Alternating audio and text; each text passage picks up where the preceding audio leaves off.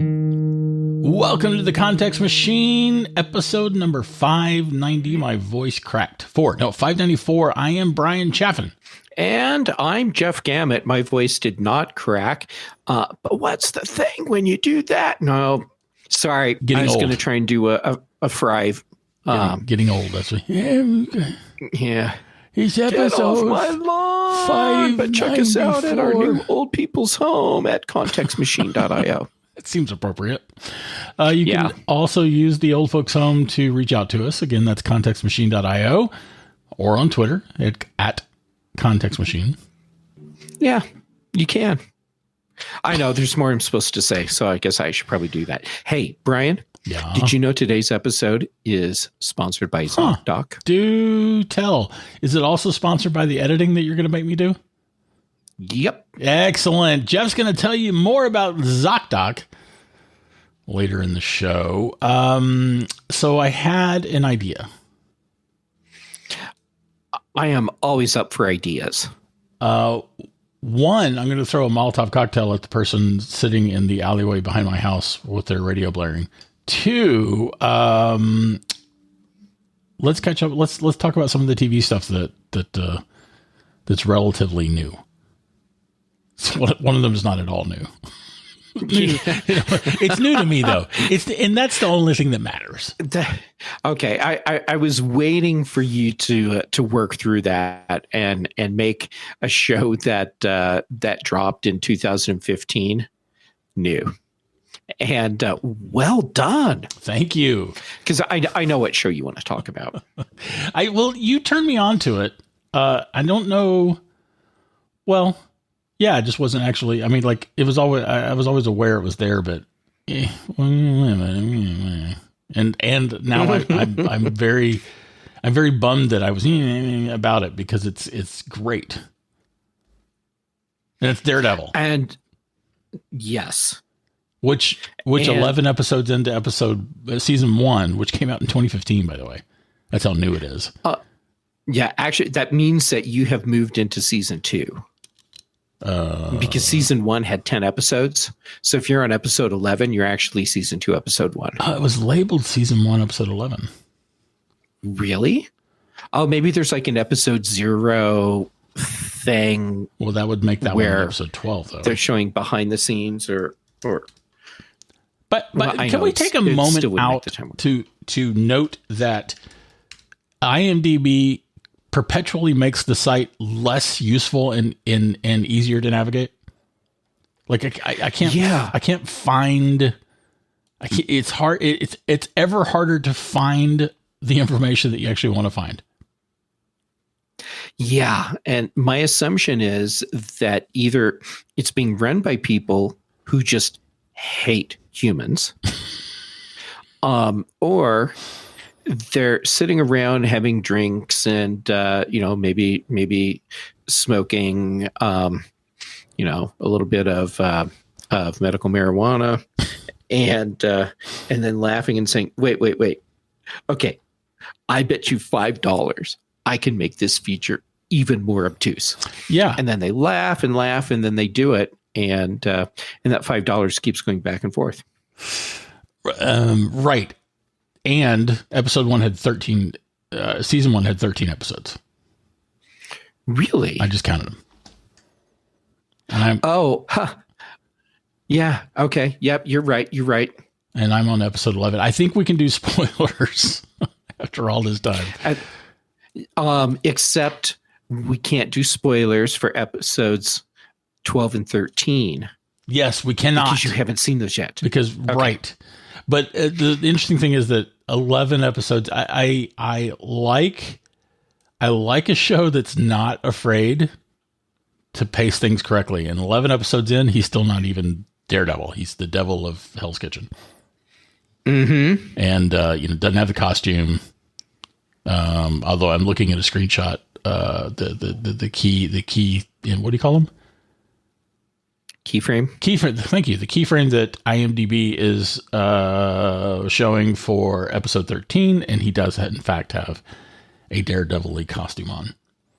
Regardless, the show is fantastic. I'm as we record this, I'm about to leave on almost a 3-week trip. And I'm probably going to buy this series, even though I can stream them. But because I'm not going to be in the States, I'm probably going to buy them so I can actually take them and have them on the plane and keep watching, because it's just great. I agree. It is just great. I love that they approached the whole series not like the way they've approached the big screen Marvel superhero stuff. It's this is the gritty on the street level. These are like, I was going to say the normal people, but I mean, we've got a guy that has superpowers, but these are the people that are just living in New York City, and they have to deal with the world that the big name, big screen superheroes aren't even looking at. And I just think it's cool seeing these people doing their thing and just trying to get by and I know it's a weird way to say it, but just trying to get by in the real world. One does have to suspend one's disbelief that all these things are happening without Batman. No, I'm sorry, wrong series, wrong universe. Without Superman or Spider-Man. Still wrong universe. Superman. Oh, good Lord. Oh man, okay. Send me your hate mail. I'm fine with that. Spider-Man or Doctor Strange or any of the other people who were also in New York City, or whatever unnamed city they're supposed to be in. It's definitely New York City. Called New York City. I don't know if they ever call it. They do reference Hell's Kitchen. I don't know if they ever say New York City. Oh, it's. But it's obviously at some point they make it clear they're in New York City. Yeah, well, it's Hell's Kitchen. Hell's Kitchen is a New York City neighborhood. Regardless, one has to suspend one's disbelief that all these things could be happening without all the other superheroes somehow also becoming involved. But that's fine. That's that's a suspension of disbelief level that I'm certainly okay with. It is the to your point, like the bad guys are just like bad guys. They're not super villains. Even the main super villain, Wilson Fisk, who's the guy who got his start on Law and Order, I think.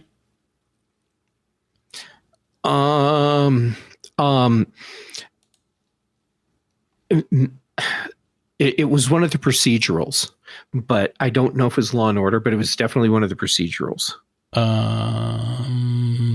If only we had a resource available where we could instantly find out, not using IMDb, where what other shows will Vincent D'Onofrio has been involved in. Right, I am looking. It was one of the Law and Order: Criminal Intent. Okay. There you go. Yeah, I don't think I've ever seen a full episode. That is not where he got his start. He was already an established actor. That's a fair point. His first entries are in 1983. Yeah, he was an amazing Thor in the Babysitter movie. What was that called? The Babysitter movie? Yeah. Oh my God. And okay, so all 7 listeners are yelling at their iPhones right now. The name of the movie. I have all the things going off. She's babysitting the 3 kids, and they end up on this grand adventure, and there's people trying to kill them. And what was that called?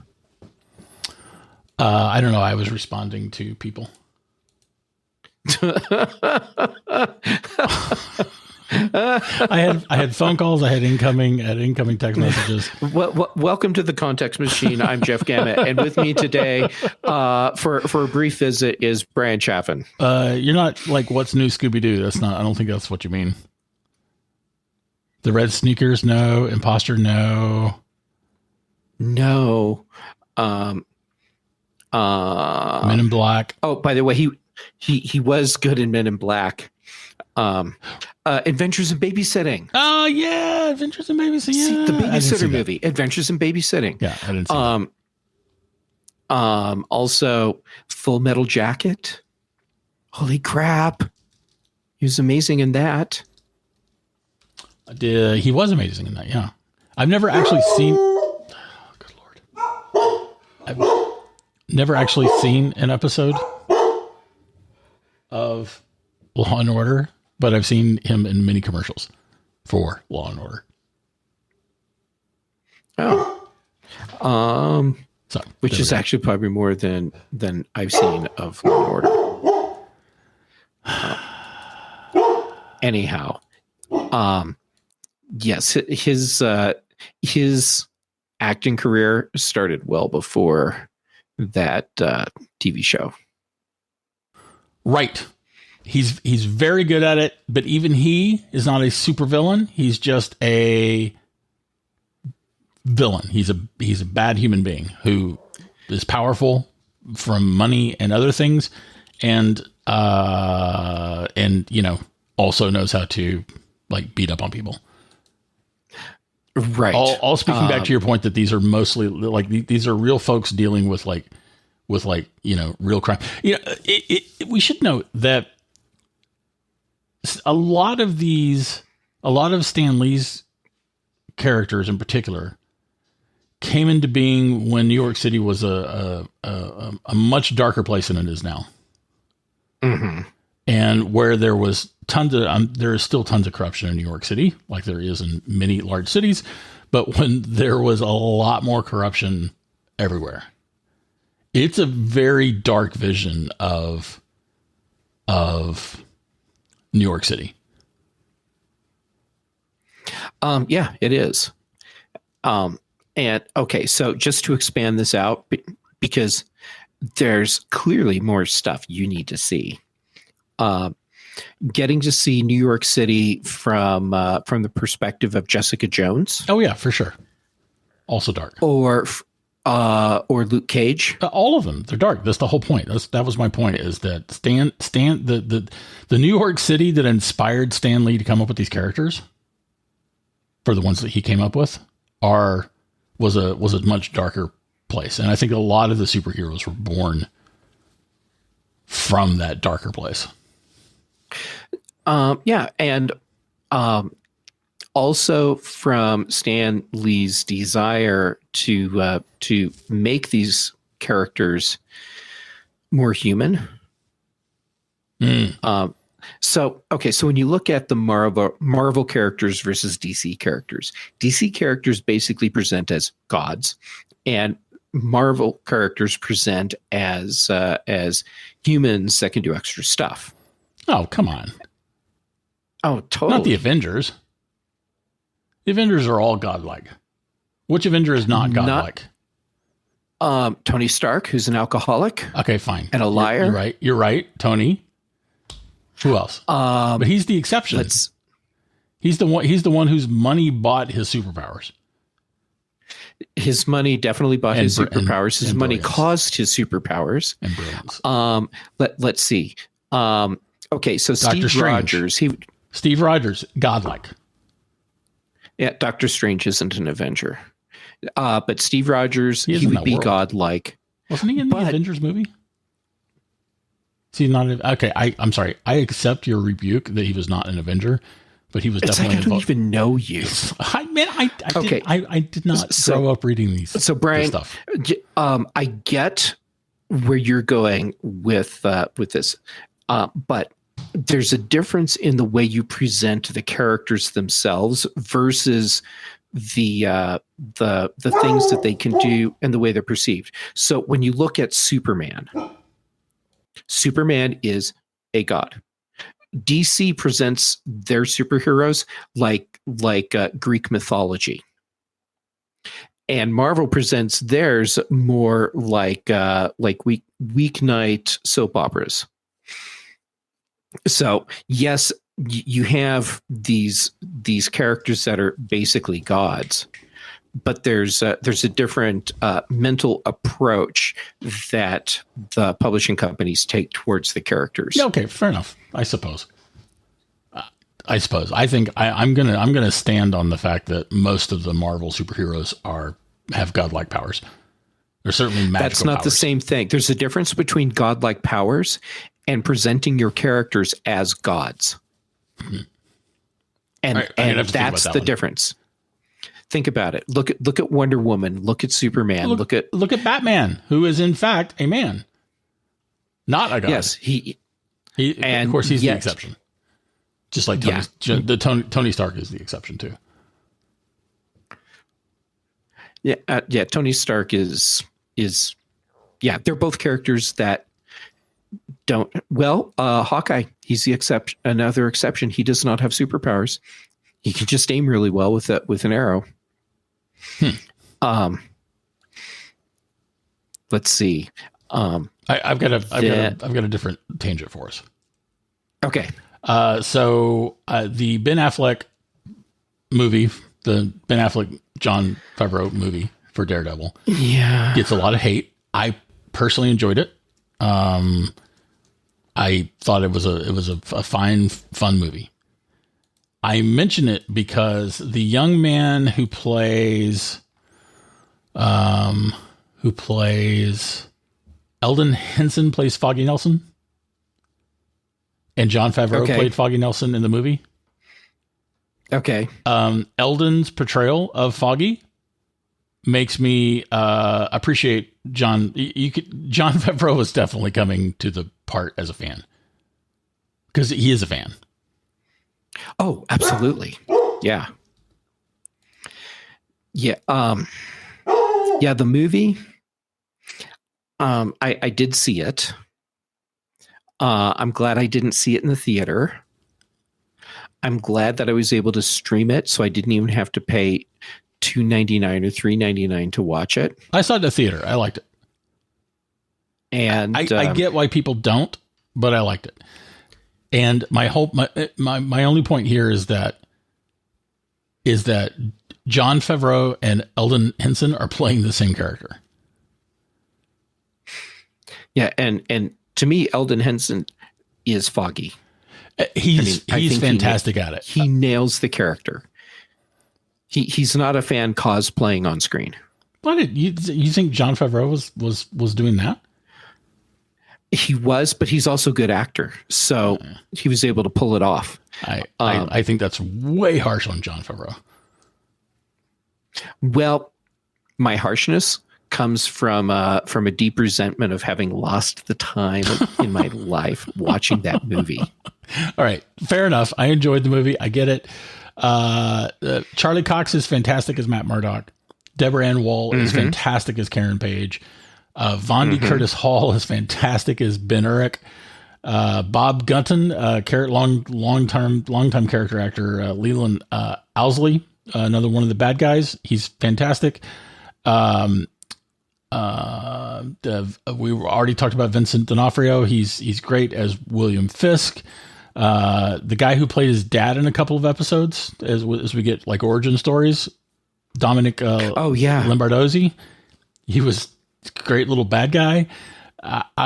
Just the show is well cast and well shot, well written, well acted. Oh, you had mentioned to me a one shot scene that you were telling me that you thought was special. Yes, and it is. Now I think that was in episode 3. And okay, so the great thing is, I didn't have to tell you what the scene was, but when you saw it, you knew what I was talking about.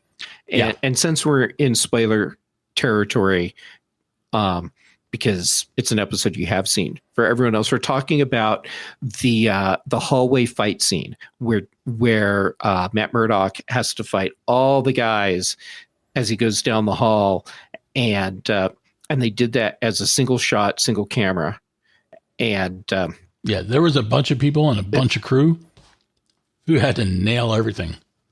Bunch of stuntmen, bunch of actors. Charlie Cox himself. But do you know, by the way, how much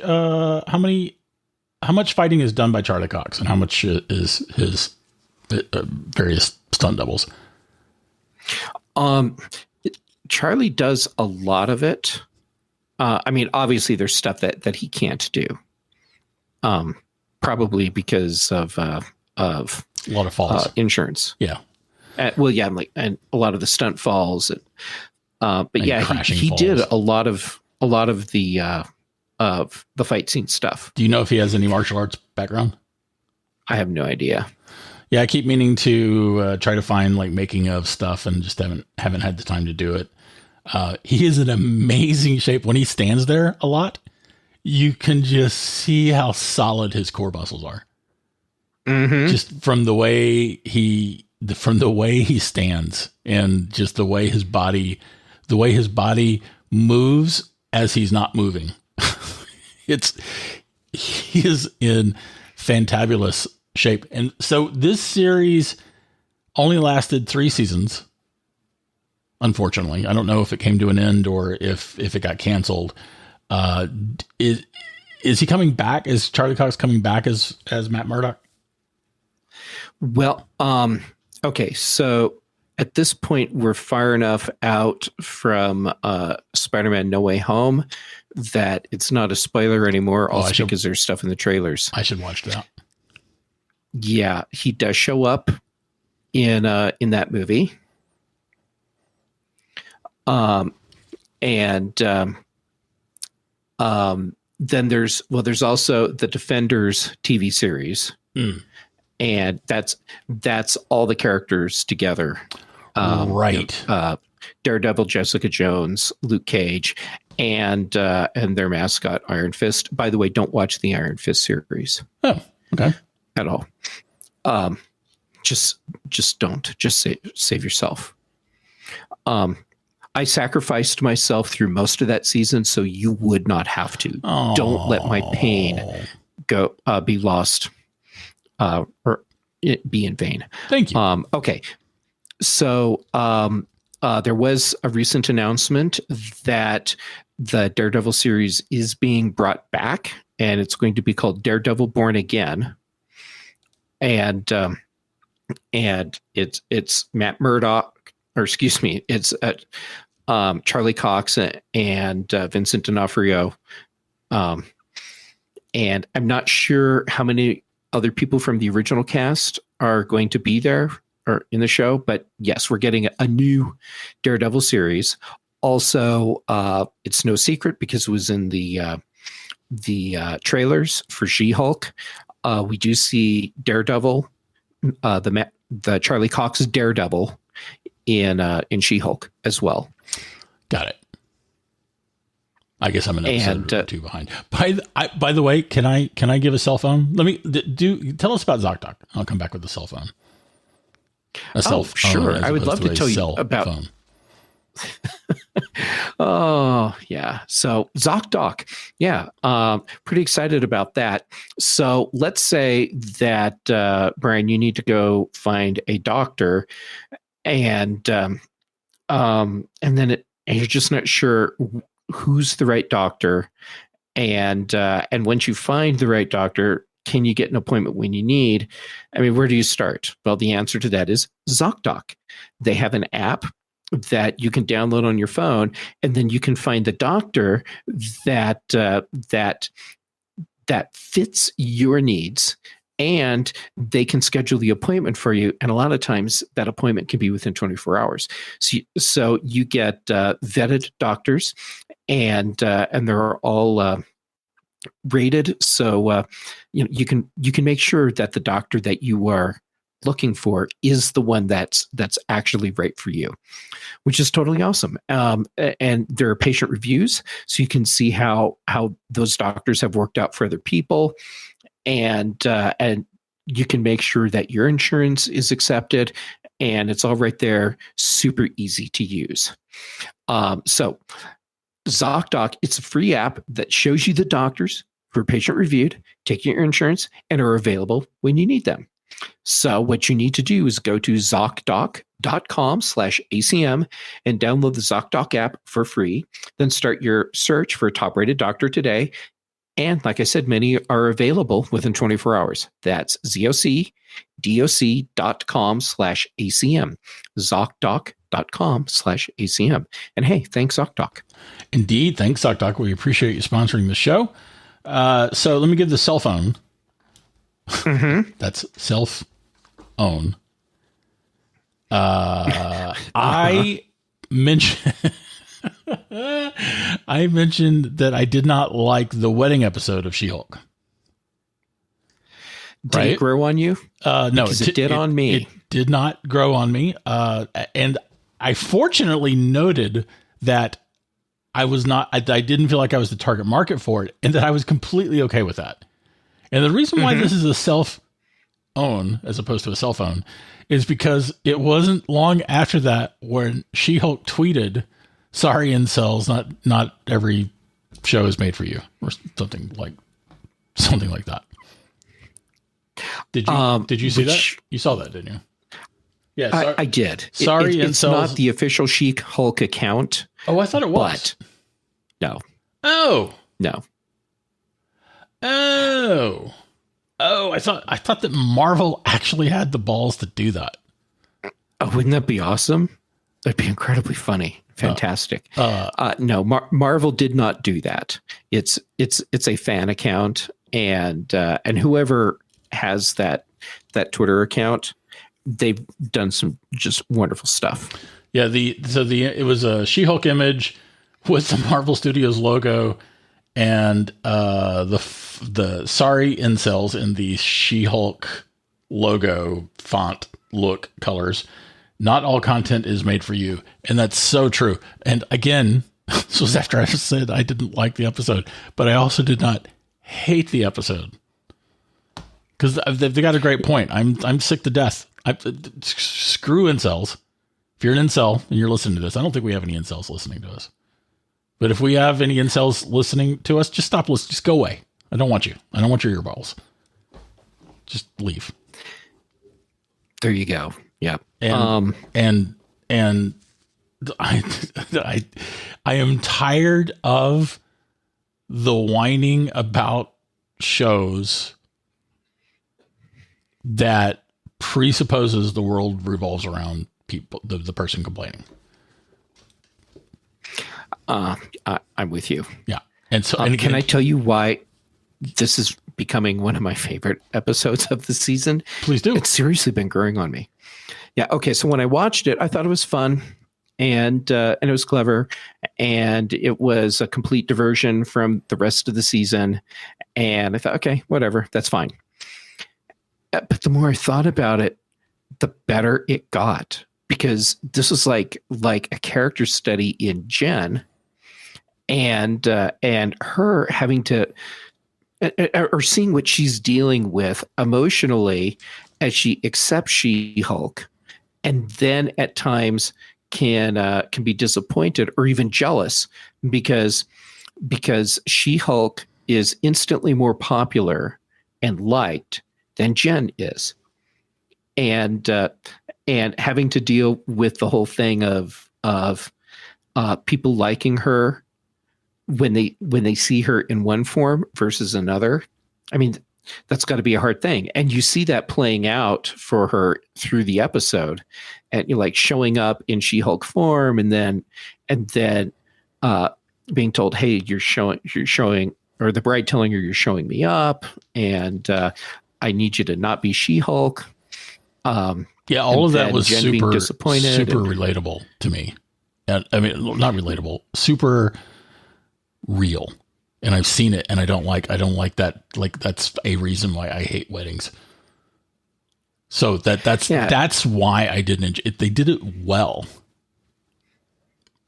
And it just hit too close to home. It pushed too many of my buttons about real people's real behavior that I don't like.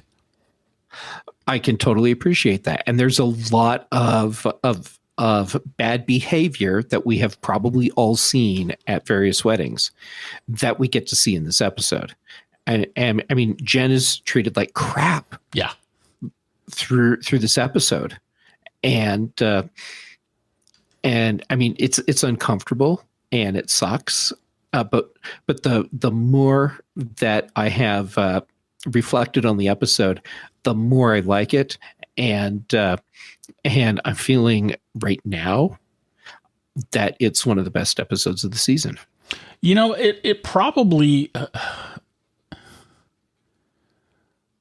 it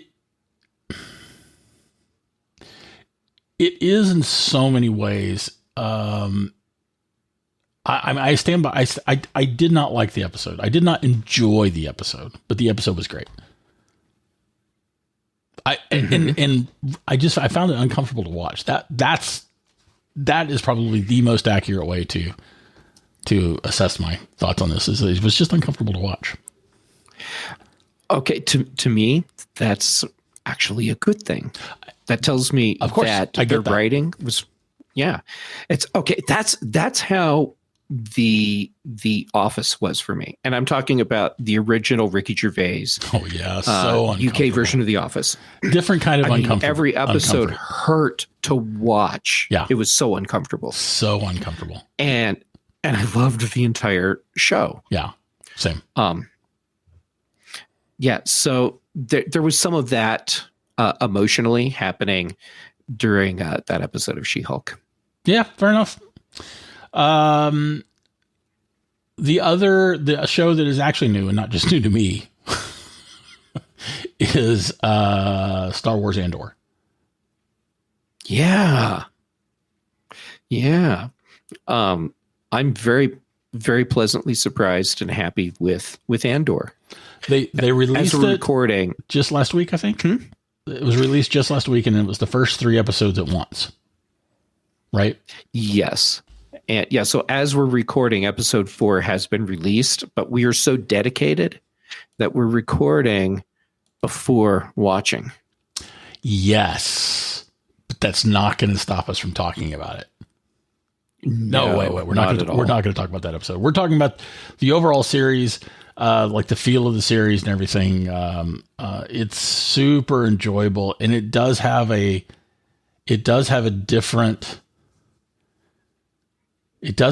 feel from the other recent Star Wars TV shows, and even from the Rogue. What's the movie? Rogue One. Rogue One. Thank you. Even has a different feeling from Rogue One. It's just it's gritty and to a certain extent, it is smaller. It is more intimate. Yeah, it is. It like Daredevil. I like that it's the people on the street, and they're all trying to get by in a world or a galaxy that just has it out for them. And we also get to see more of that galaxy. That's one of the things I've enjoyed about the ongoing Star Wars onslaught from Disney, is that we're starting to see more of the world, not just the rebels, like not just the Empire, not just the spaceships, not even, not just like we're seeing more of the culture. Mm-hmm. Yeah, we are. And yeah, we're seeing people actually trying to make a living. We're seeing people trying to make a living. And we're also seeing some of the struggles that real people were starting to we're enduring under this fascist empire. Mm-hmm.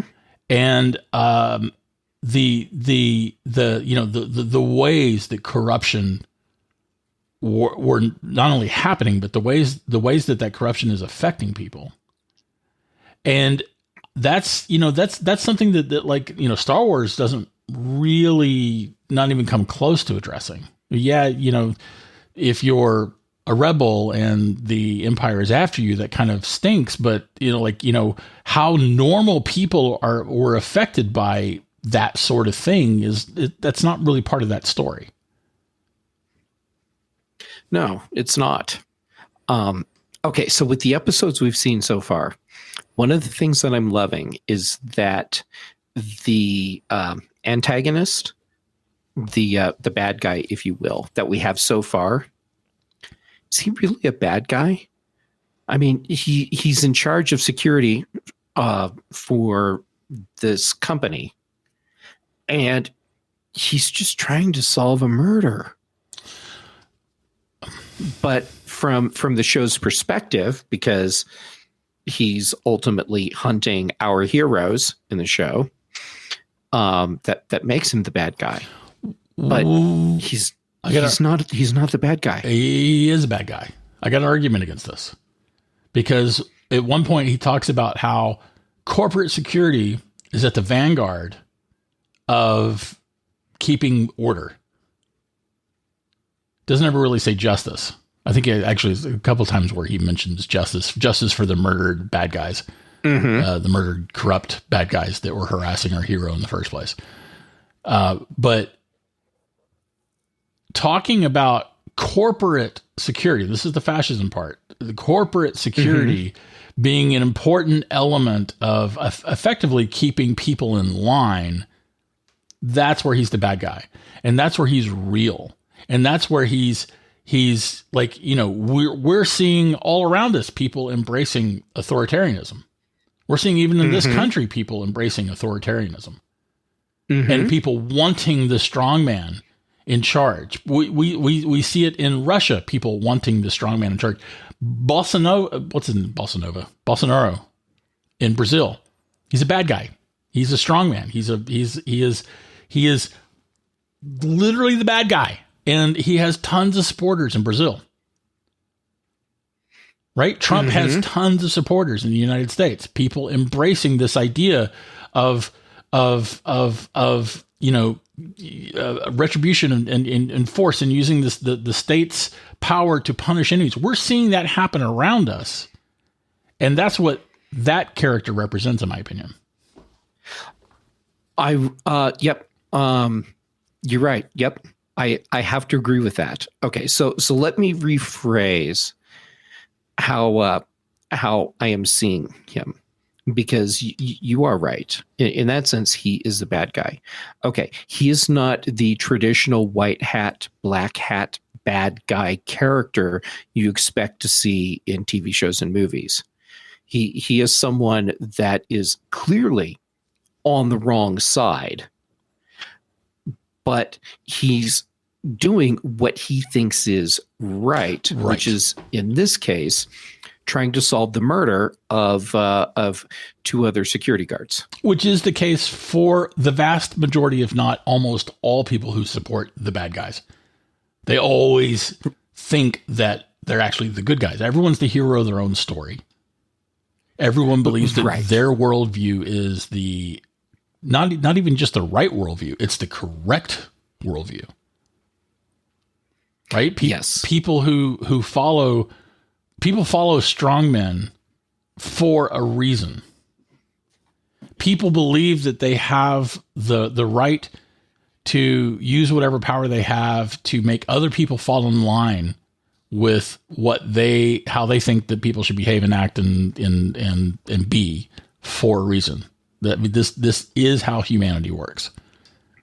And we're seeing that at the low level, right? We're not seeing the general. We're not seeing Darth Vader.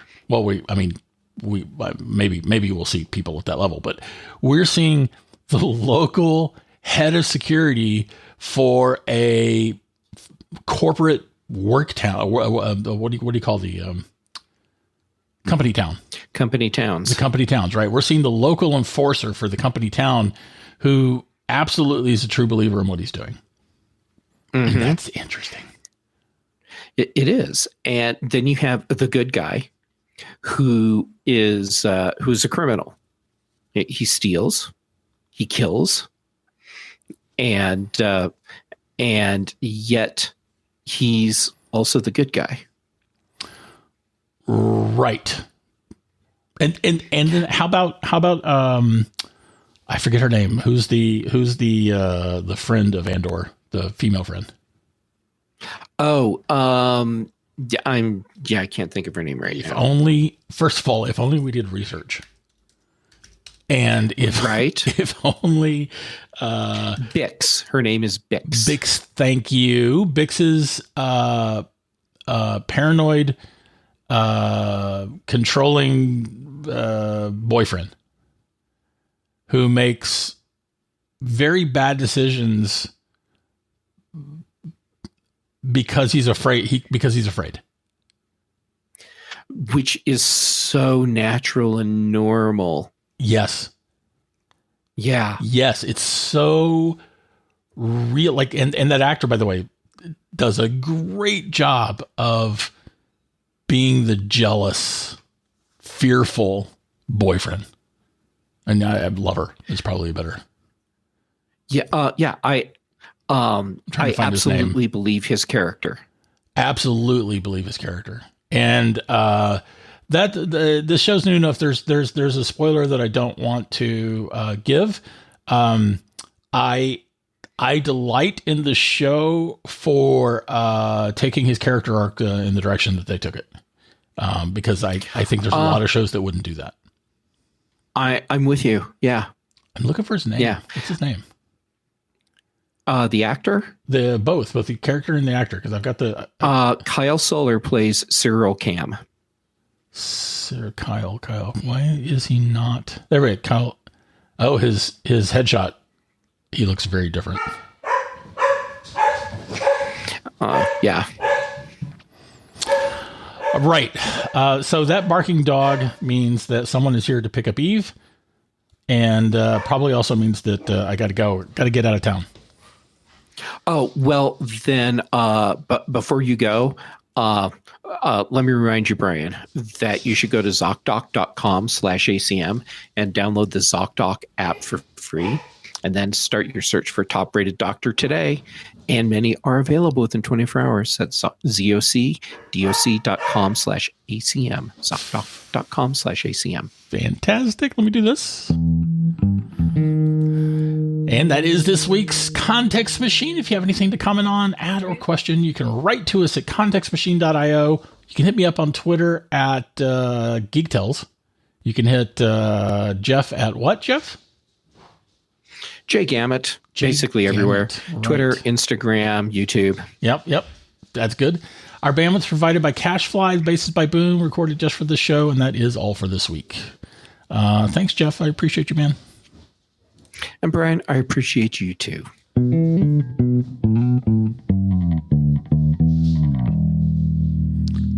This time I get the last word. That's good.